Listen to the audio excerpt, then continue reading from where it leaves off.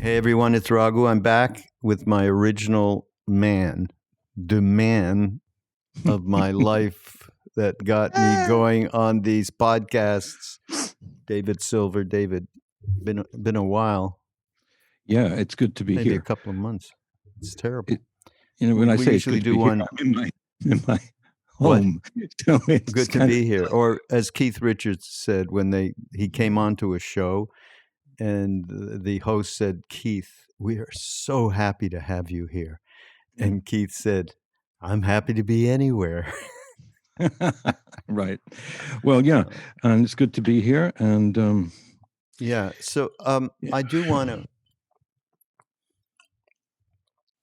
want to just, and I've mentioned this before, but for everybody out there, I haven't been able to get David quite as much because he's got some other projects going on. And the number one project that I have really been working with him and encouraging, right? I have been really trying to make this happen.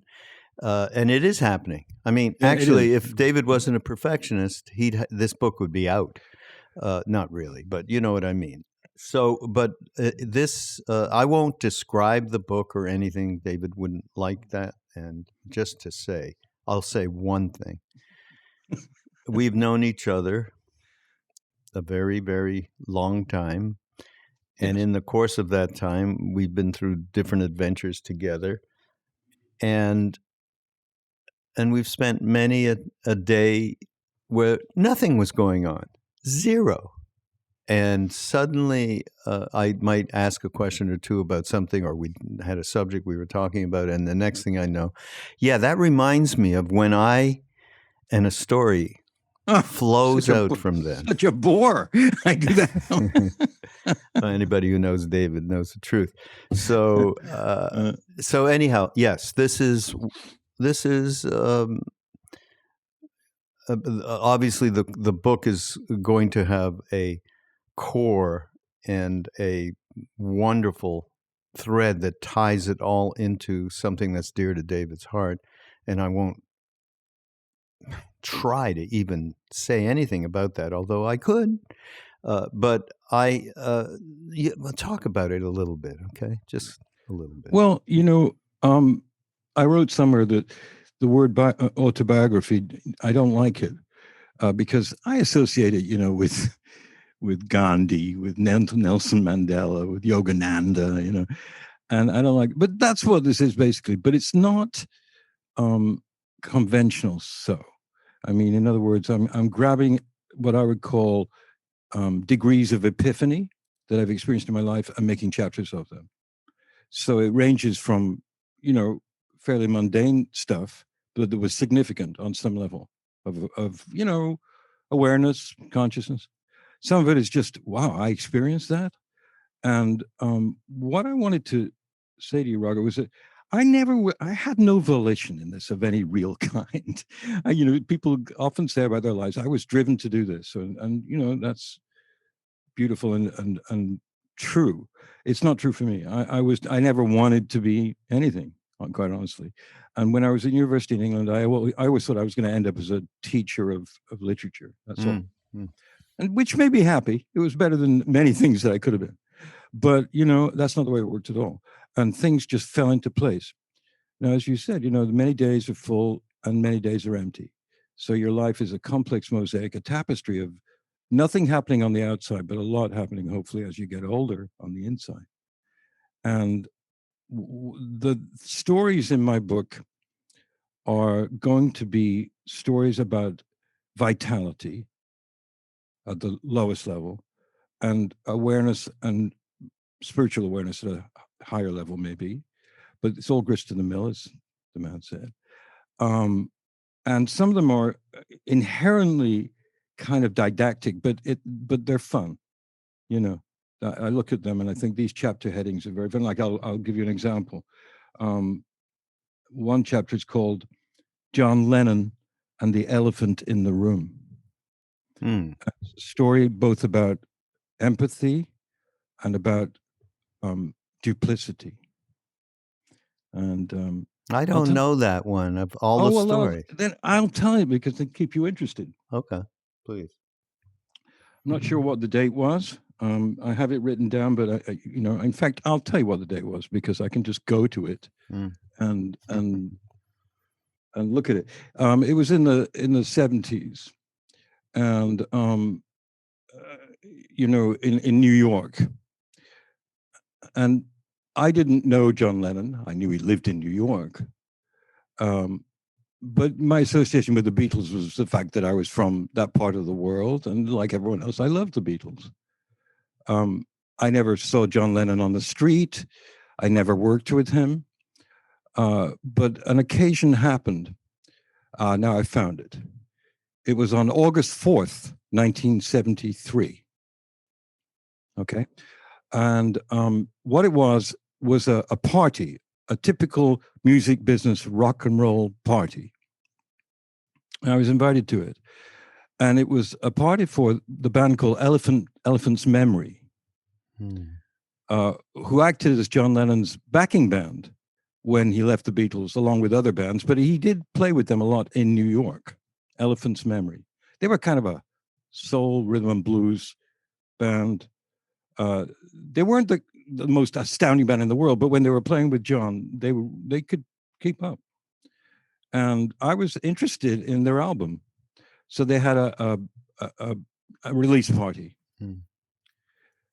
August 4th, 1973, at the Mercer Arts Center, which is the place where Talking Heads started and many other people. It was later burned down, actually, or it burned.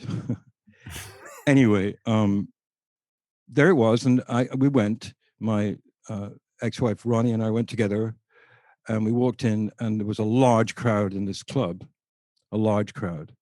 But as you entered the club, there was a spotlight, and it was shining on a kind of a roped-off area where there was a baby elephant. Huh.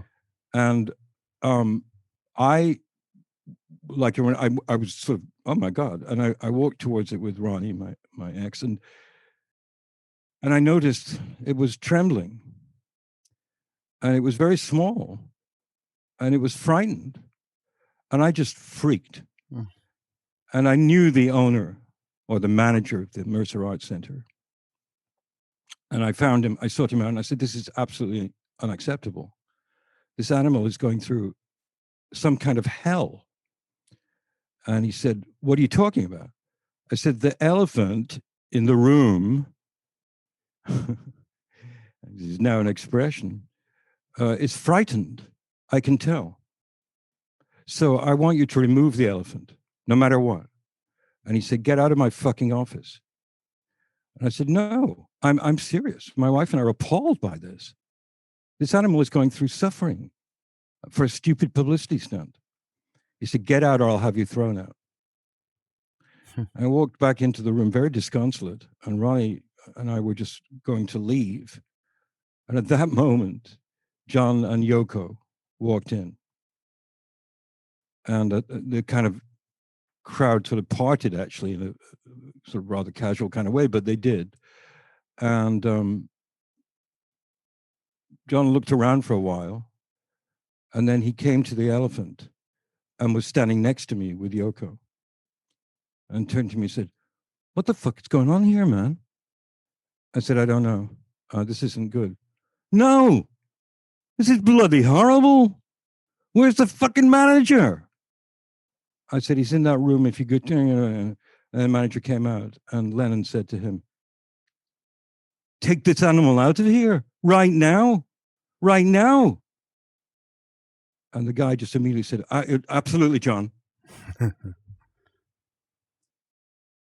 And then I said to Mr. John Lennon, thank you so much. That's what I would call the great use of power. And John laughed and then left immediately, as we did. That's that story. And wow, really what it's about is, both the underlying hypocrisy of this situation. I was very distraught. I mean, I was freaking out, Raghu. But you could tell, if you were half a human being, you could tell this elephant was going through a personal hell realm. Yeah. An elephant, Ganesh. Anything, any alive, sentient thing. Yeah. But of course, as soon as John said it, that was the end of it. And so that's a story, and it's about many things. It's about being nice to animals, and sometimes being an activist instantaneously rather than institutionally. I just became an immediate animal activist because I saw some suffering. So that's, what is that? 500 words or something. But it's not a big story. Some of them are short, some of them are very long. But what about the fact that, did anyone else, there was a lot of other people in the room, did anyone else go up and... No.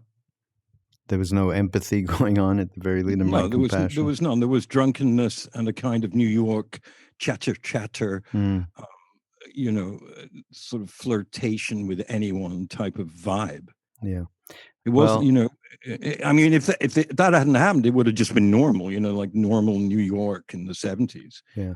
But of course. But John obviously had tremendous... even if you don't know him and you never met him, but you know it through his music because he was the real deal. That kind of sensitivity towards what's going on around us, not just I came here to support this band because they were my backing band, and the first thing he noticed was this. He wasn't let me go shake their hands and get out of here. So obviously this points to conscious awareness and so on, and empathy, compassion, right? Yes, and last week there was an ABC documentary about John Lennon, because he would have been 80. Really? This last week, and so they did a 2-hour doc about him in New York, but it was mainly about the nurses and doctors and cops who were there when he was murdered. And then the first hour was more like my film about the Beatles. It was more documentary. I was disappointed, and this is a point to what you're saying, Raghu. I, not only myself, but a couple of other people, I think one from the South Side also wrote on Facebook exactly what I was thinking, which was, wait a minute, guys. Lennon's significance was that of consciousness and spirituality, as well as music. But it wasn't about his murder.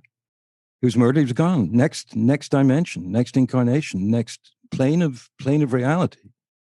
But ABC, in their tabloid way, decided to make it about that. Mm-hmm. So if you didn't know anything about John Lennon, you didn't know that much at the end of 2 hours. You knew the Beatles were sensational, but most people sort of know that. Even younger people have some sense of it. Mm. And it wasn't satisfactory for that reason. And I think quite a few people felt the same way I did, which was you just wasted time to, but c'est la vie, I'm not a complainer, so I had many connections with the Beatles. Well, my mother was born in Liverpool. She lived opposite Strawberry Fields, and when the record came out, I happened to be in Sussex with her, and I came for a visit from Boston, where I was living, and my mother typically, she said, "Well, I don't know, I mean, Strawberry Fields was an orphanage. Why doesn't he mention that? What kind of story is that? It's nothing to do with the orphanage." And I said, "Mom, it's called LSD." And so I had a heritage, and Liverpool was a very interesting place to me because it was about 38 miles away from where I lived. It was an exciting city, unlike the town I lived in, which was anything but exciting. And Liverpool always had an aura of being somewhat more cosmopolitan and global in a way, because it was a trading port. So the Beatles, came out of that. And I had quite a few connections with the Beatles, in which I'm writing about too. I do want to say something, because you're talking about, that wonderful story with John and then your connection to the Beatles, and you slid by the fact of your movie, and David made a movie called The Complete Beatles, was part of a making of that movie, and wrote the movie. Did you direct the movie? No, I didn't direct it. The Uh-huh. director was a fellow called Patrick Montgomery, who was terrific, great director. So, but biggest selling videotape that you can't even get now, correct? No, you can't, unless you get slightly friendly with me, and I'll send it to you. Really? Well, if you know, I can. Why? You know what? We should take the damn thing and transfer it and digitize it. I have it. I have it all digitized. Everything. Oh, you have it. Master. Okay. I have the master. All right. Well, So now we're going to get a lot of requests for that movie. Well, so. I'm not going to send it to everybody. I'll be breaking the law. But I would, you know, it did well. It went to number one twice, actually, but on the Billboard charts. But it actually became more sort of celebrated a couple of years ago by Rolling Stone, and called it a masterpiece. And I was so thrilled by that. I realized that I was not ready for the monastery. That you know, I mean, Dilgo Khyentse talks all the time about, you know, the Pandana Tigris town, 1,000 words of advice, or whatever it's called. And he says, when people say nice things about you, you like it. When they say bad things, you don't like it. You're screwed. Get out of that. You're going to die soon, and you're not going to care.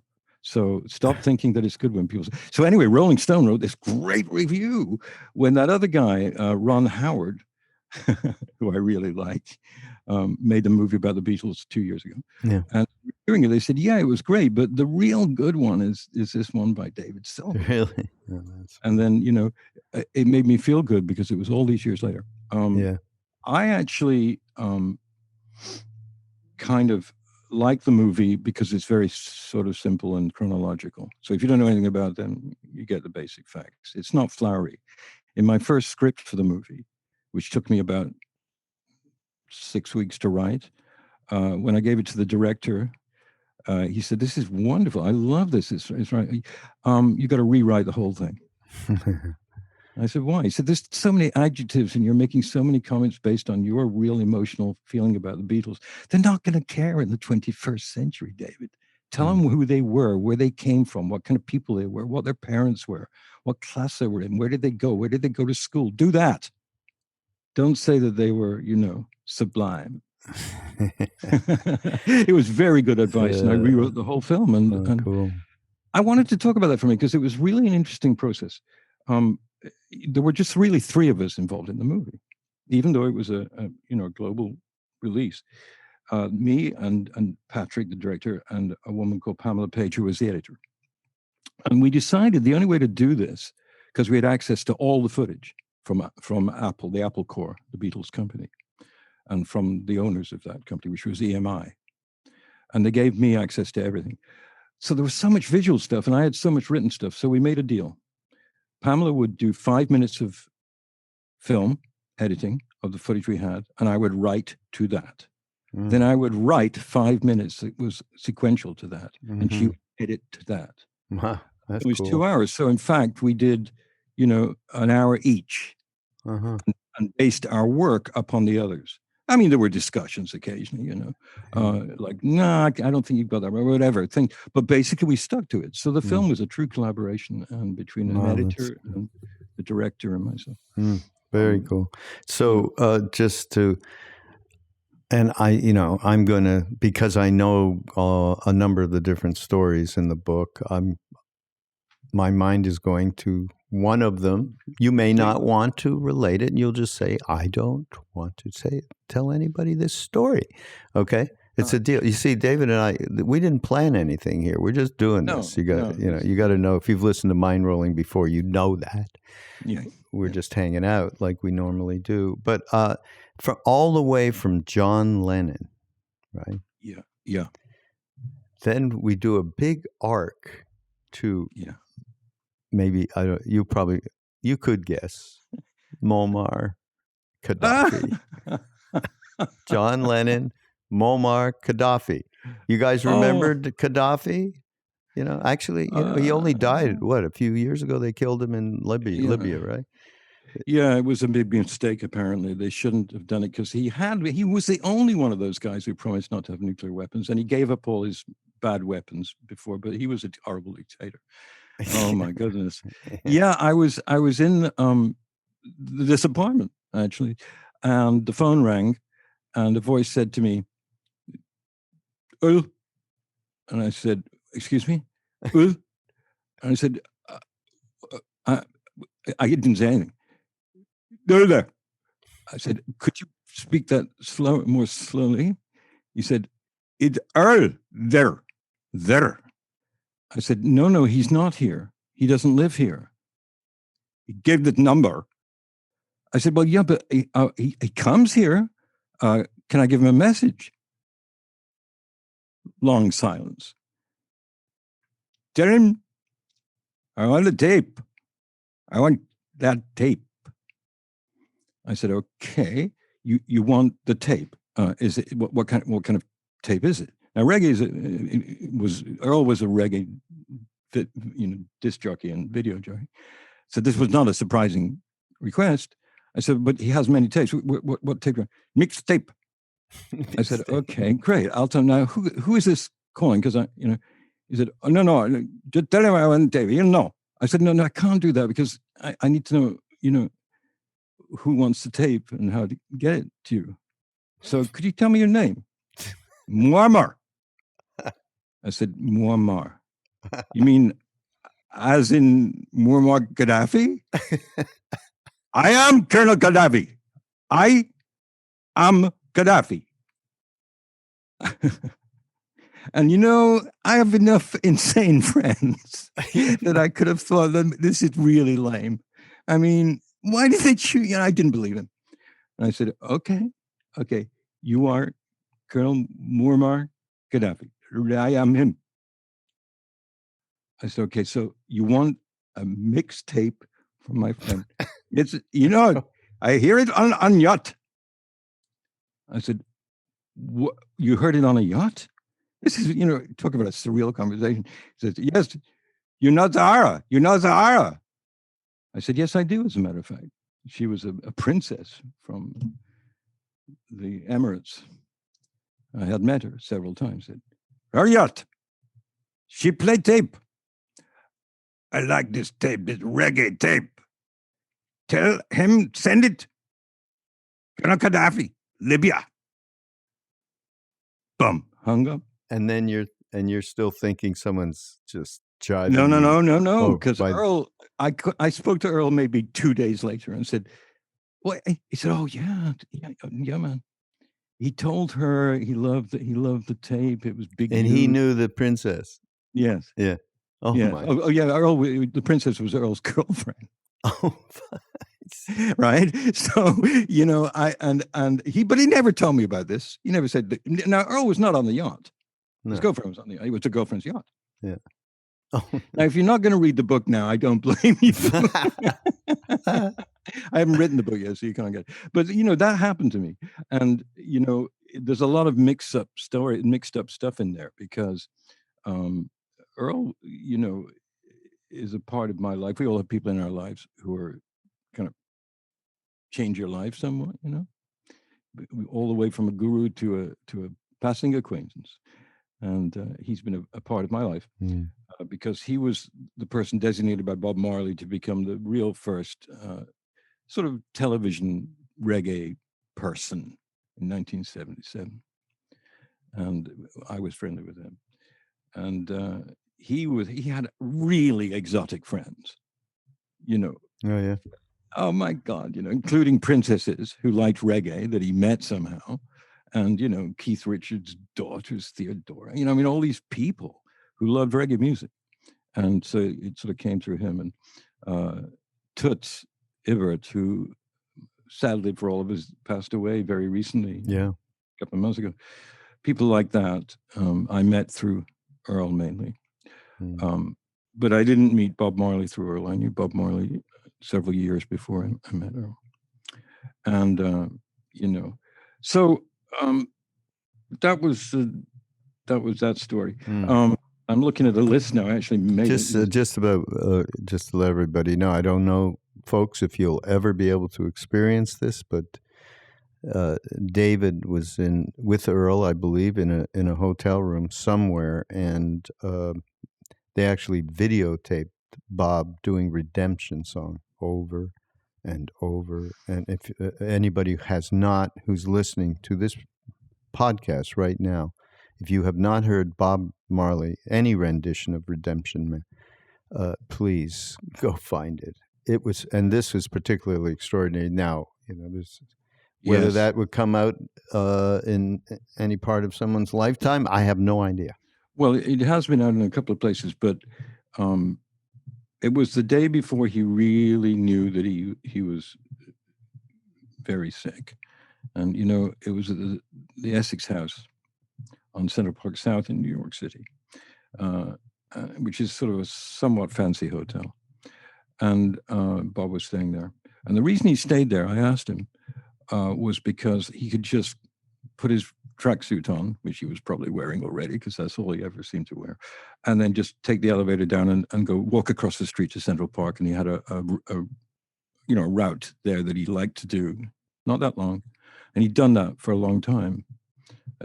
Every time he played in New York, he would do that.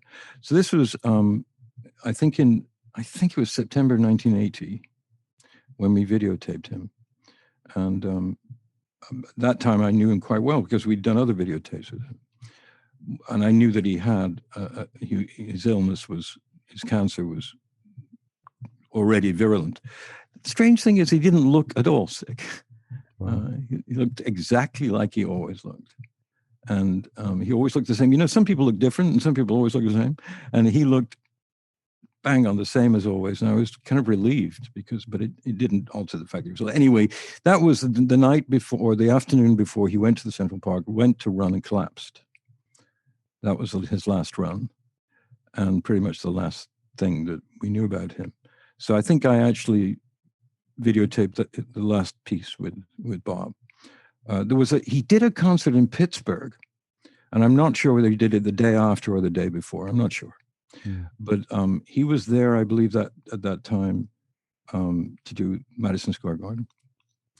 And we all know who saw him, that he was unique in every way. And was Earl asked him in the interview that day, and we have this on tape, I've seen it many times. He said to him, Bob, what's it feel like to be a superstar, And Bob said, I'm not a superstar. No, I mean it, I'm not a superstar. I'm a messenger. I'm just a messenger of Jah the Almighty. That's it. And he was so serious when he said this. And Bob was a jokey kind of guy, he would joke around. And you just got the sense that he was truly a vessel.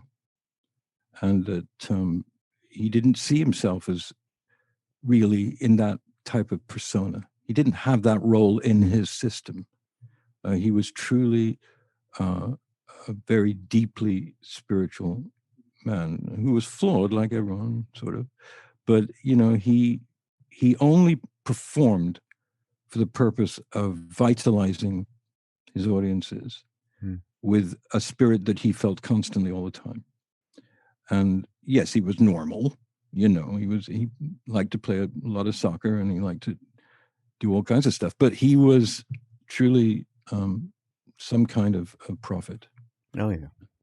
But you would never agree to even that word. Messenger was the only word that he considered to be important. Yeah, that's certainly what a prophet is, a shaman.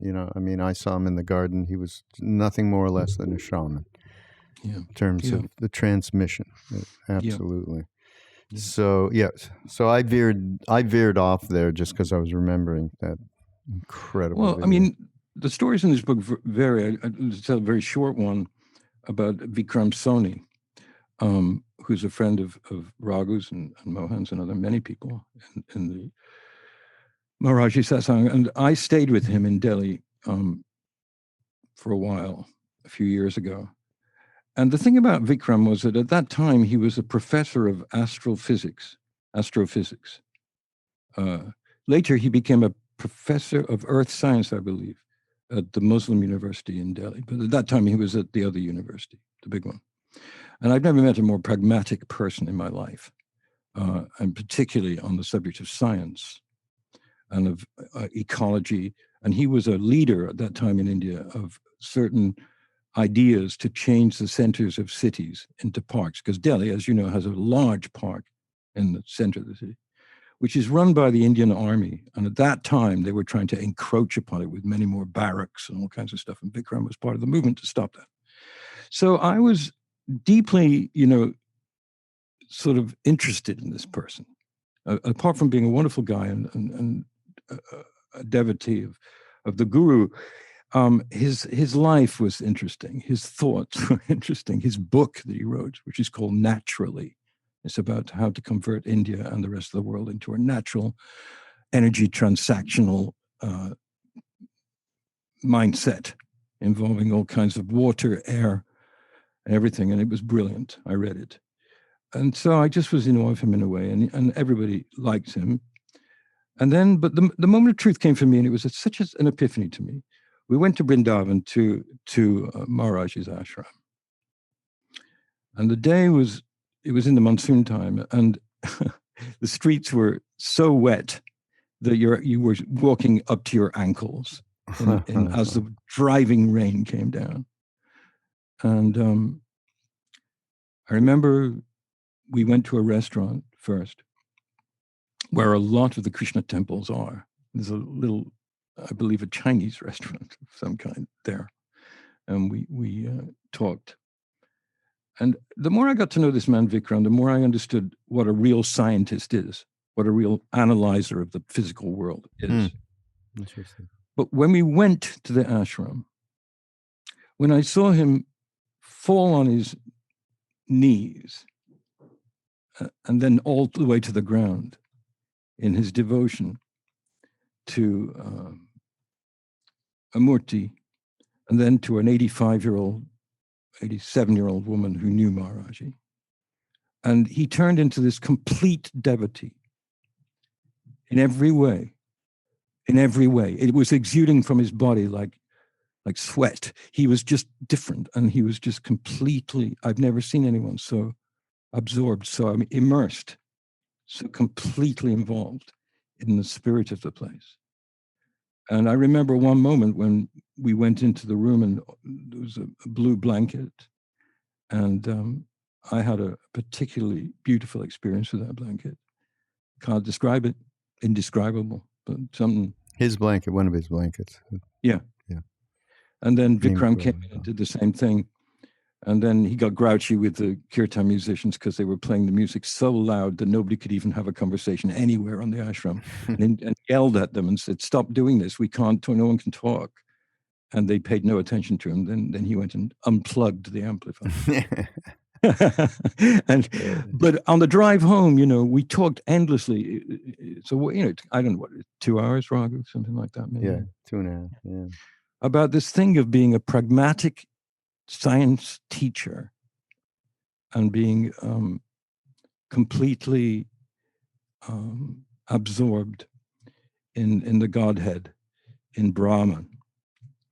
And the two were fused in this man. This is so interesting that you're bringing up that particular story around Vikram, because for about a year before Ram Dass left, he kept saying to me, not just me and others, but me, knowing I was the one to perhaps put together a retreat around the intersection of science and spirituality. But he didn't want just the people represented by spirituality to be only Buddhist or only non-dual. He wanted the heart, the bhakti, to be represented. And he, of course, wasn't very well at the time. And I kept saying, well, Ram Dass, I don't know. You're already doing a couple of retreats. You almost died like 4 months ago, in last February. I mean, a year from this last February.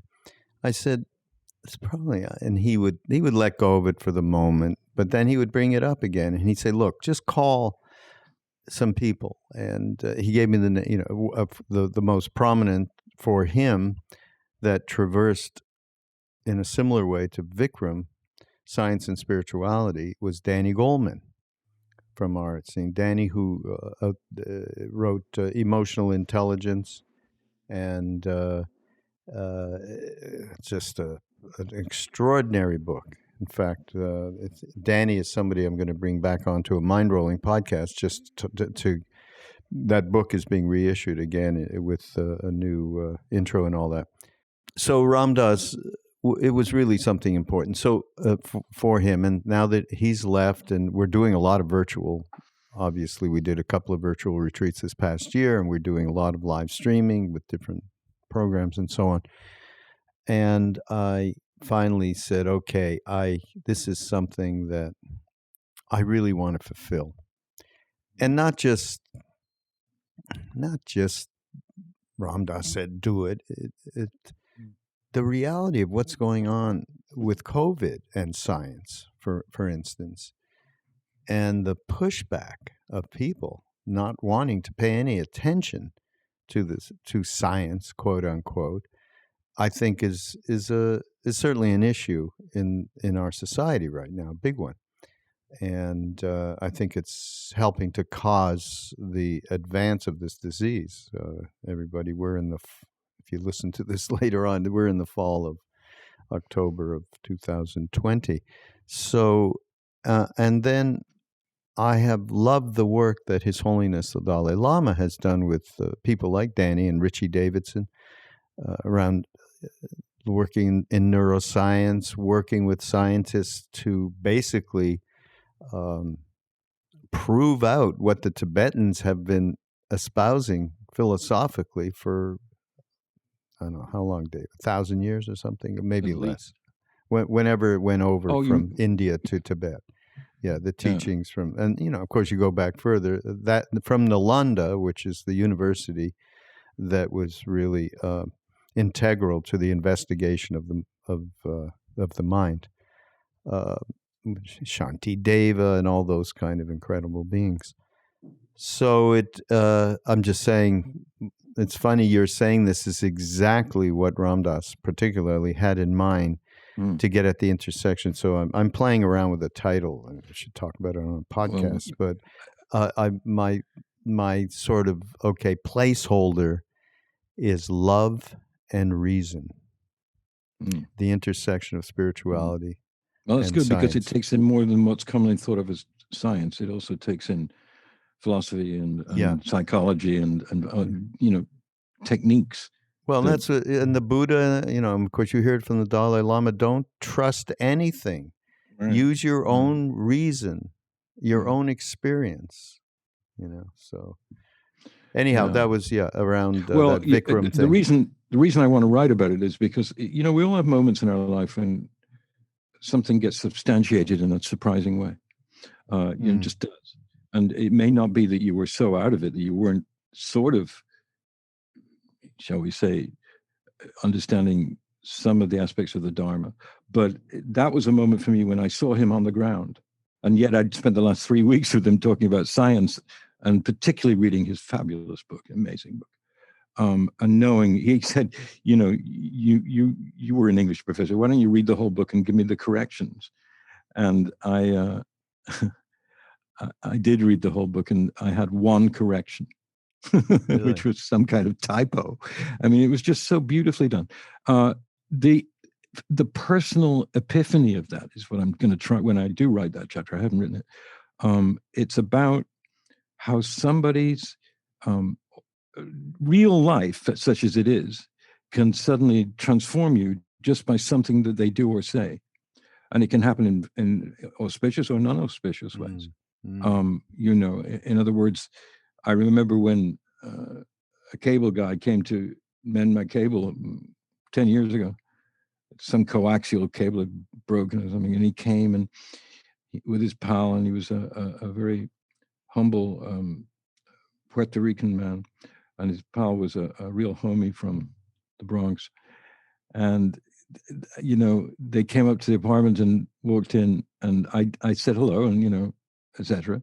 And I showed him where the thing was. And while I was sort of searching for the cable, he was looking at my bookshelf, and he was called Juan, and he said, "So You like Yogananda? And I said, yes, I really do. And look at this. There are other masters here. You have them all here.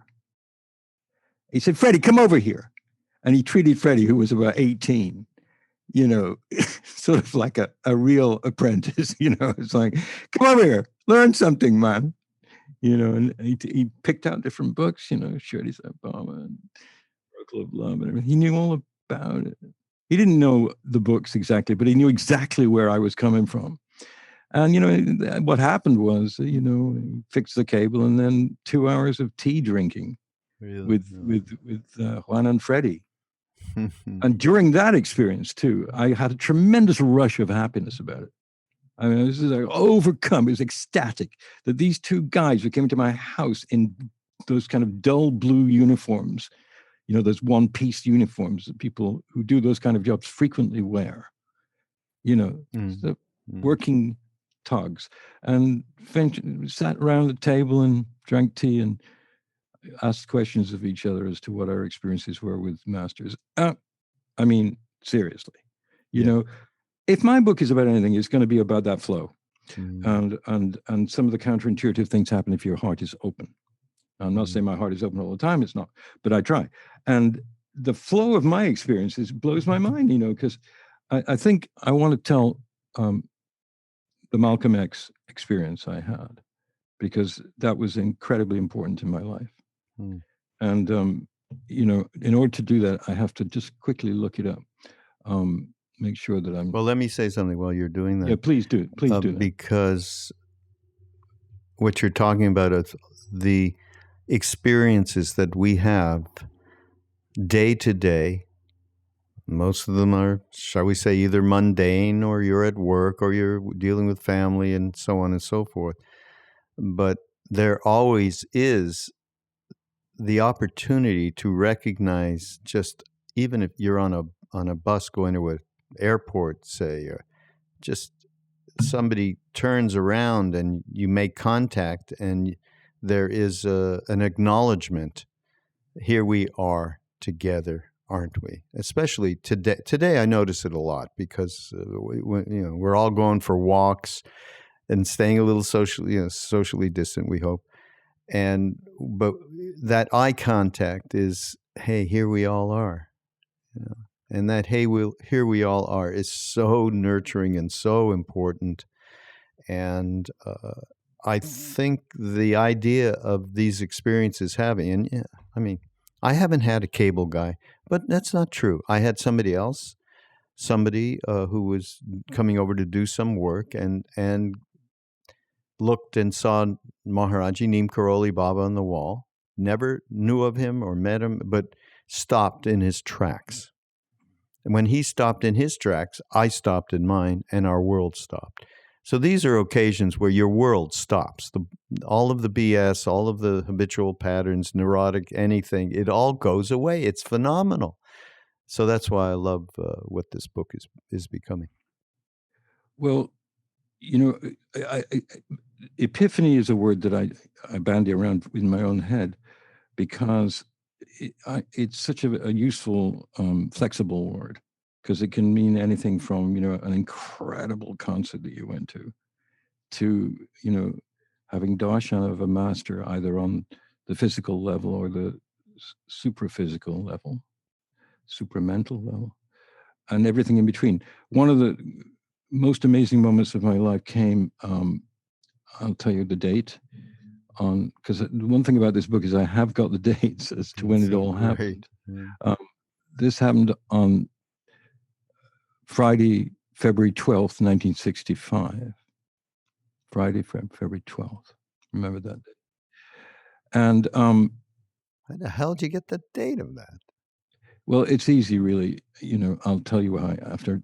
So I could sort of read this, but I think I won't read it. I think I'll just tell it, because it'll make it different then. When So I was a student at the University of Birmingham, and which in the 60s was what they call a red brick university, meaning the second layer after Oxford and Cambridge, were London University, Birmingham University, Manchester University, Newcastle University, Leeds University. And I was there. And 65, by that time, a lot of us were doing anti-Vietnam things, even in England. And we were also very involved in the civil rights thing that was happening simultaneously in the United States. But in England, there were opposite things going on. And one of them was the emergence of an extreme right-wing proto-fascist group who were demonstrably and out in the open bigoted and racist against the large West Indian and West African immigration into Birmingham and other parts of England. I lived deliberately in a Jamaican section of town, got to know about rocksteady and ska music and playing dominoes and drinking Red Stripe beer. It was fantastic. But there were these, now we are seeing them emerge again in the United States, but this was the first time I'd ever come across these guys in England. And okay, Malcolm X was asked to give a very honored lecture at Oxford University, for the Oxford Union, as they called it. And only the most prominent people on the planet were invited to do that. And he came. But then when he came to London, he saw in the papers what was happening in Smethwick in Birmingham, which is where I was, where these fascist candidates were running openly racist campaigns. So Malcolm X had heard about this racist foment in Birmingham and made a quick decision to come to Birmingham and make a speech to the mainly to the immigrant population in a certain part of Birmingham. And when he came, someone suggested he come to the university where I was and make a speech to the I think it was called the Islamic Society. And it was mainly Iranians and other Gulf nations. There were students along with me at that university. And I was completely amazed by this because I'd read his autobiography and he was an idol of mine because I thought he was so courageous in dealing with what in 1960s was virulent, violent, racist behavior. And he stood up against it in a different way from Martin Luther King, but the two of them had some kind of understanding. Anyway, he came to Birmingham, and then I'd heard that he was coming and he was going to give this talk at 3:00 in the afternoon on February 12th, 1965. So I went there, and it's a big place. It held about 400 people sitting down. And when I got to the door, one of the Iranian sort of organizers said that I couldn't come in. And I said, no, I have to come in. He's part of my life. I mean, this is a moment I can't miss. He said, no, you can't come in. Why? Said, why did he say that? He said, you're not a member of the Islamic Society, and many people have tried to come, and you're not a member, so you can't come in. I said, yeah, but come on, you can make an exception for me. You know me. I knew him. And, he was a nice guy. But he said, no, I get shouted at. People shout at me if I let you in. I said, come on, they won't. They know me. They know it's going to be. And at that moment, there was a staircase behind me, a sort of narrow but rather steep staircase that went somewhere. And Malcolm X came down that staircase. And I didn't know this, but he listened to this conversation for a moment. And then he came over and he said, what's the problem here? And so before anybody could say anything, I said, I actually almost said Mr. X, because I wanted to be respectful. I would really wanted to be respectful. He was standing 1 foot away from me. He was a very charismatic human being. And I just said, they won't let me in, sir. I mean, I'm not Islamic, but you are very important in my life. He said, oh, come in. Of course you can come in. He said, anyway, I always save a seat right in front of me for someone who I think maybe appreciates what I'm saying. So you sit in the front row at center, right in front of me. Died and gone to heaven. So I went in and I sat there and he did a 2.5, almost a 3-hour speech, which was astonishing. Greatest speech I've ever seen. And it was about, he'd come back from Mecca. And he spoke about how he did not know until he was in the mosques in Mecca that there were people of every persuasion, Chinese, African, white, black, brown, everybody was there. And he had an epiphany that he could no longer speak in a certain kind of way about black power. And the speech was about that, and it was about universal love, and it was absolutely amazing. We were all stunned. There wasn't a moment. People occasionally would clap, but it's just the most amazing experience. So anyway, it ended, and a certain sort of crowd of the in-crowd of the Islamic Society gravitated towards him. And he started to walk out. Then he turned and he said, "Come with me." And I was stunned, and I followed him into a small room, a very small room with about 20 people in it who were to receive him and to be respectful to him and he to them. But when we got in there, he said, "Sit down, I want to talk to you. How come you knew about this? How come you care about this?" I said, "Because it's horrendous to me that I'm sitting on a planet, living on a planet where people judge people by pigmentation. It's asinine, it's cruel, and it's wrong. That's why I'm here." And he said, "You ever come to America?" I said, "No. Love to go there. Love Chuck Berry, Bo Diddley." That's what I said to him. He said, "Well, come. And when you come to New York, here's my phone number." And he gave me a 212 number. He said, "When you get to New York, call me. I think you're a brave man. And I'll take you around Harlem. I'll be your guide." And then he left. He didn't pay much attention to anybody else. And I called my dad. I said, "Dad, Malcolm X just invited me to New York." And my dad, who was a very funny man, said, "Okay, you've been drinking, right?" I said, "No, I've not been drinking, Dad. I just went to a Malcolm X lecture." He said, "And he asked you to?" I said, "Yes." And so I dined out on this for quite a while, actually,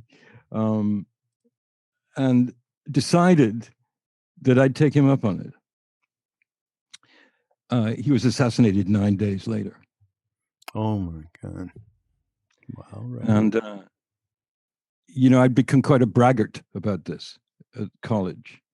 I told them I busted into the Islamic meeting. I met him. He invited me to come to New York. He saw something that he liked in me, and he was very gracious and generous and gentlest person imaginable to be with. Spoke in his beautiful voice. And, I was so devastated, but that was one of my first learnings of the impermanence of this level of existence. That I thought, I'll go to New York. He gave me his number. He's going to show me everything. And then I'll just stay there, for God's sake.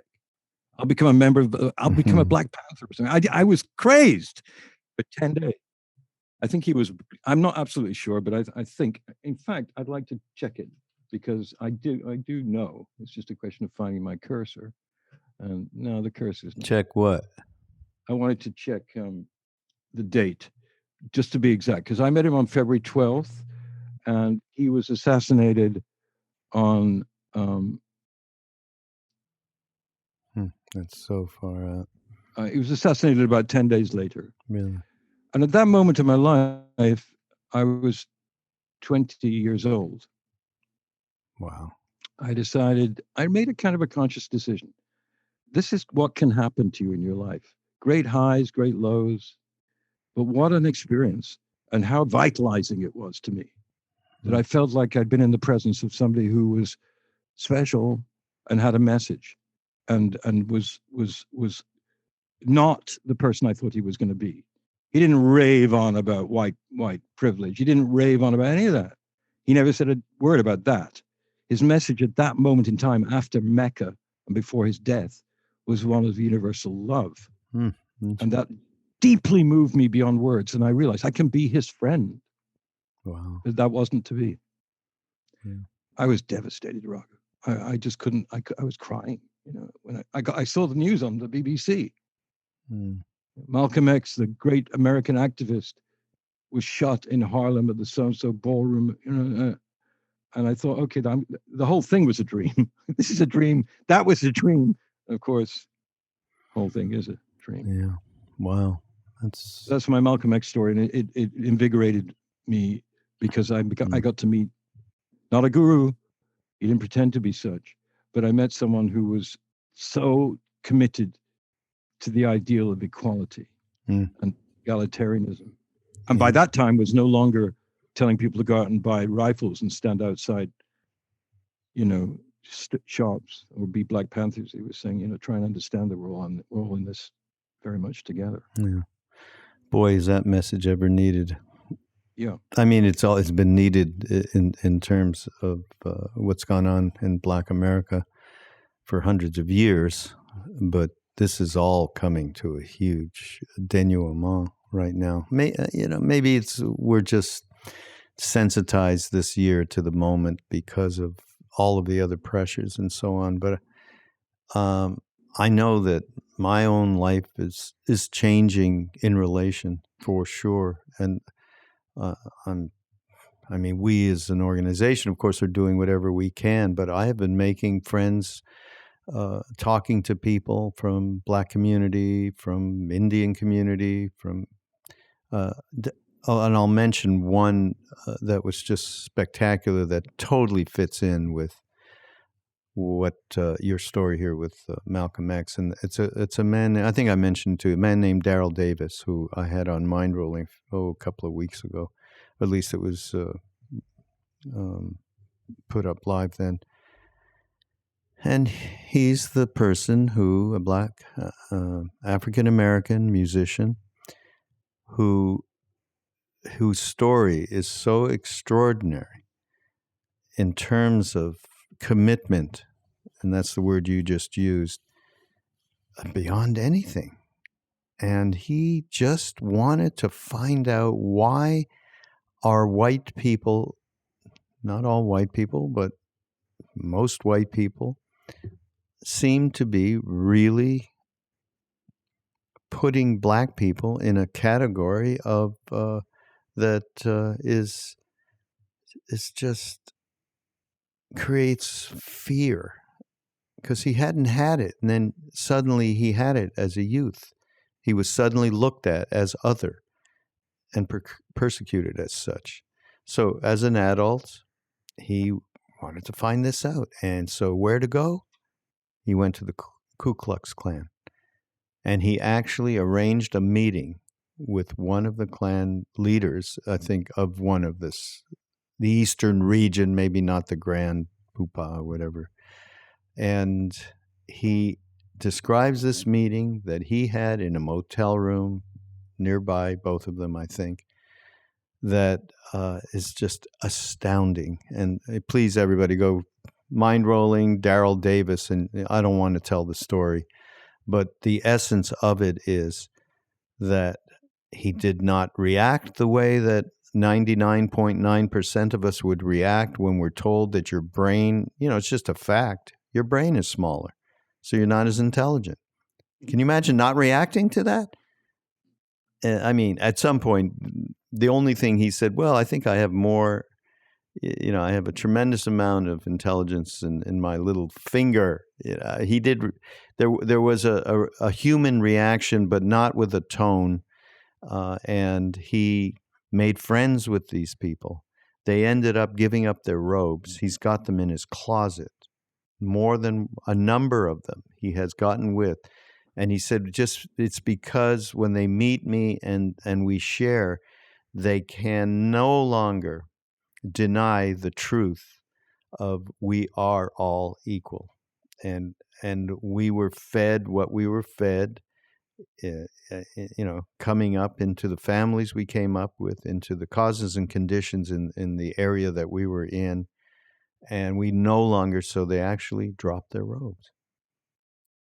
They just couldn't go on to carry on a belief system that they then realized was not real. But his courage and commitment and his love, it couldn't be without that, just completely changed the atmosphere of the moment for everybody. Amazing man, Daryl Davis. I mean, that is real courage. Yeah, because he could have been. I don't know could have been offed so quickly and without anybody ever knowing about listen, the Yeah. guy that came with him, who was his bodyguard, the clan guy, had a gun. He knew that. Daryl knew that.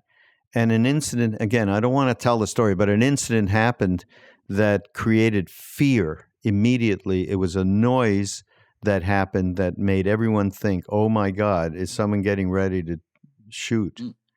Kind of a thing. And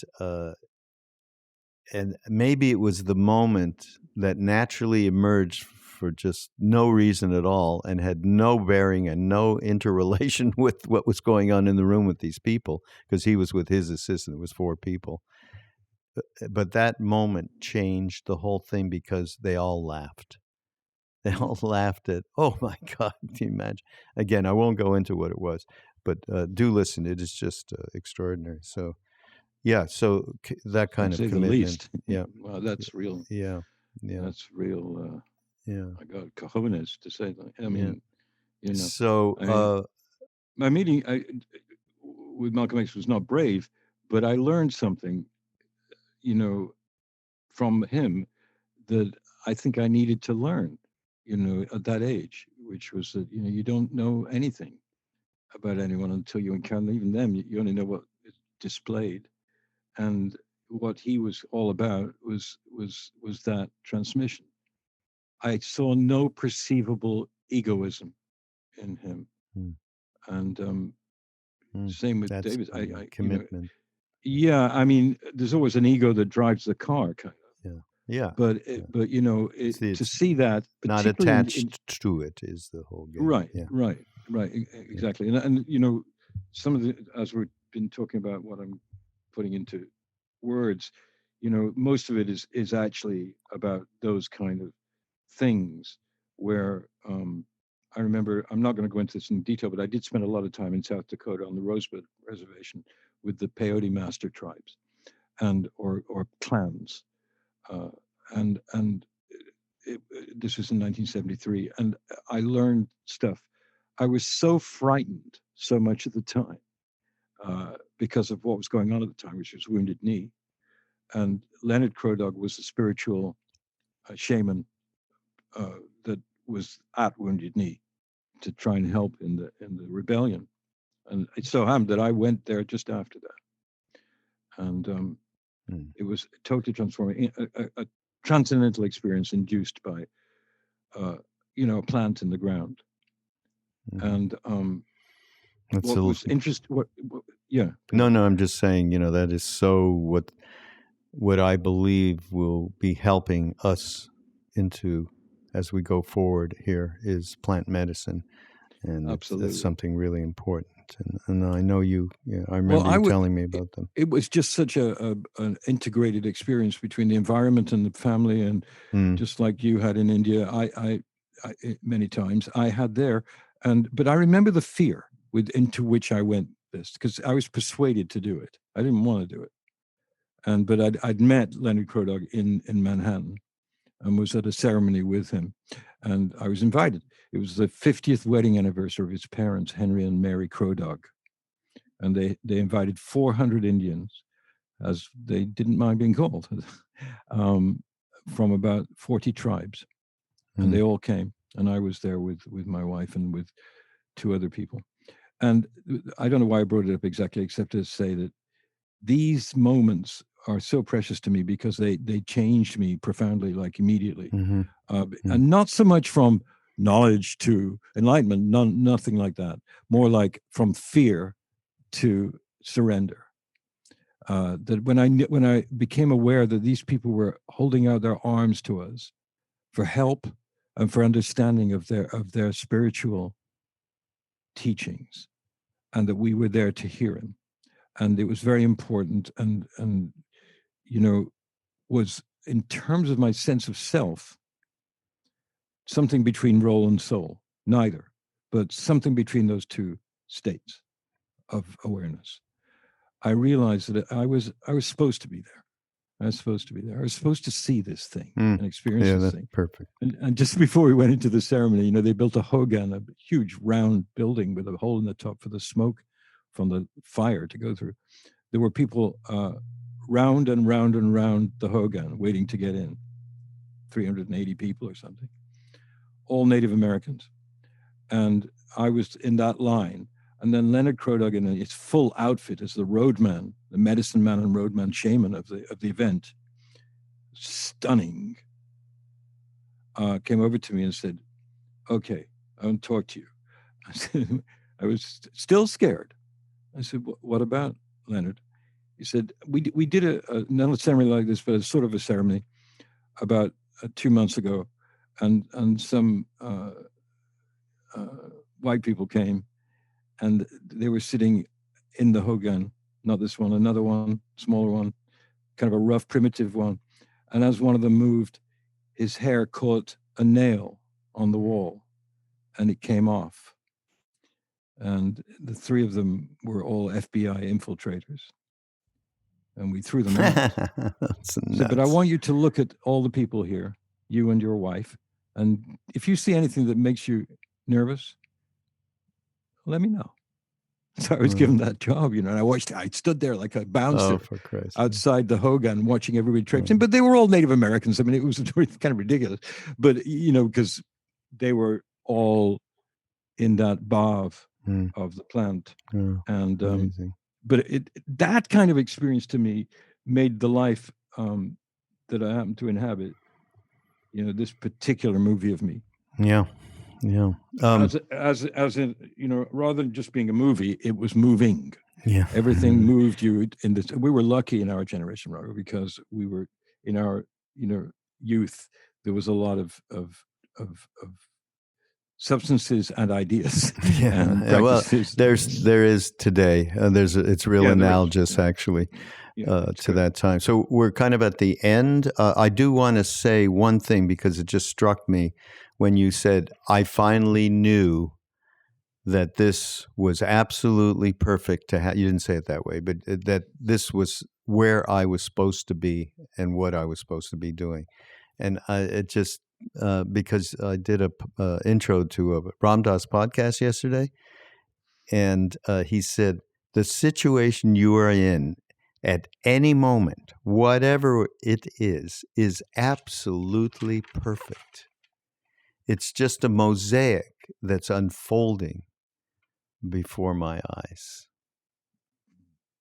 Gee, maybe there's something there in a title for the book. A mosaic unfolding. Unfolded. That's what it is. Yeah. As always, he articulates beyond articulation. It's amazing. It's like an arrow out of his words that goes somewhere deeper. And, that's another one to add to the thousands of them. But certainly understanding that each moment and each occurrence and each interrelation with whatever is in our lives is just a perfect opportunity. And we understand that and we surrender, as you said, into it. So. A rather funny anecdote, just to finish, about that. It can be iconic or it can be mundane. You said this before, and it's true. There's a shop or a store in New York called Papyrus, where you buy fancy birthday cards. Yeah. And there's one in Grand Central Station, and I went in there to get a birthday card for someone, and it was crowded, and it was round about all of the most intense of the Me Too stuff was happening. When whatever. So I went in, and it was so crowded that I was pressed against someone, and she looked like either an Egyptian or an African queen, pharaoh. And she was incredibly, I just couldn't believe what she looked like. And she was completely bald. And a whole dialogue went on in my head then. It was like, I want to tell this person she's incredible, but I can't because of all these jokers out there intruding on women's spaces. And before I could do anything, I said, excuse me, you just look so amazing. I can't believe it. And she looked at me and she said, oh my God. I said, why are you saying that? Did I say something wrong? She said, no. I had long locks right down my back till 2 hours ago. And then we cut them all off because I wanted to be like more African, less. Thank you so much. Thank you. I so appreciate what you said. I said, well, you are just amazing looking, and I'm so glad to have met you. And she said, oh, thank you. And, you know, I did go through a little back and forth there. Because I didn't want her to think I'm in a papyrus store packed against her and I'm hitting on her. I mean, you know, because there's so much of that in the press right now from people we know, not know personally. But those moments are just as significant as the moment, as any other moment. You know, and of course, you can take that further and talk about, you know, washing the dishes, and that can be just as revealing, depending on what you're doing with your awareness at the moment of doing anything. What are you allowing in? What are you allowing in? Most of the time we screen out. We screen it out. We screen the flow out because we're scared of it. It's like, do I have any money? You know, do I have shelter? Do I have food? Minjur Rinpoche. Yep. Oh, we're going to put him in the old show notes. We're going to put Vikram Sony's book in the show notes. And I really appreciate you doing this, because I know, you know, I've been bugging you too much about it, and to come and share some of what. Actually, I hope this maybe will even go a ways to edifying how you're going to do this whole thing. And well, no, it helps a lot, but you know, it's slightly awkward for me because it's sort of like, well, you know, I'm just telling these stories. Flashy life I've had, and actually, my life, it's like everybody else's. It's full of, you know, hills and valleys and moments of despair. And but that's the whole idea, is to share. That's all we're doing. You know, the guy that came over to fix your cable, it's just a sharing. And so is this book, and so is it's whatever inspiring. each of us does. I'm doing it, so I'll make myself do it better. I mean, you know, because otherwise I'll just laze around, and my life becomes just enveloped in Netflix. David and I are in the middle of finishing a movie, by the way. Okay, so don't listen to him. Meanwhile, thanks again, though. Thanks for being here, David. It's great. And this is Mindrolling on Be Here Now Network. Go to BeHereNowNetwork.com/Mindrolling, or just go to Be Here Now Network and check out like that Ram Dass thing that we just put up around karma. That's when is that? That'll be up by the time you hear this. So check that out. And gee, we have so much good stuff. Thank you, everybody. Namaste. Namaste. Namaste.